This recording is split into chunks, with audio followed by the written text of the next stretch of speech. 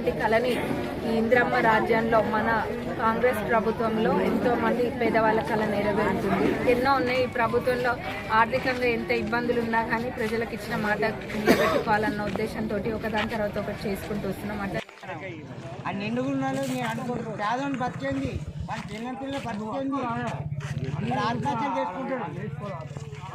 మా ఆయన వస్తాడు, అన్నం టిఫిన్ పెట్టుకొని వస్తాడు, ఇలా తాగుతాడు, సాయంత్రం వస్తాడు, ఆకలి వస్తాడు. ఏమైంది మరి పోయిందా రాలేదా దిశం వస్తుందా అట్లా అంటే రాలే పోలే అట్నే ఉంది. మరి రోజు అట్లా తాగుతున్నావు తింటున్నావు నువ్వు అది ఖర్చులు పెట్టుకుంటున్నావు. మన వచ్చే రూపాయలు అంతా ఏమొస్తుంది మనకు ఏం మిగులుతుంది? ఇప్పుడు ఎన్ని రోజులు అవుతుంది మీరు ఇక్కడ 18 రోజులు వచ్చిన కానీ ఏమంటారు మరి? డిసెం వస్తుంది, డిసెం రాలే, బార్దాన్ రాలే, బార్దాన్ వచ్చినాక ఇస్తాం. మరి లింపినాం, మళ్ళీ కాంటా చేసినాం. ఇప్పుడు 15 రోజులు అవుతుంది. అది లింపి జోకి అన్నే పెట్టినాం. అట్నే ఉంది, అది తీసుకోపోతలేరు, లారీలు వస్తలేరు, ఏం వస్తలేదు.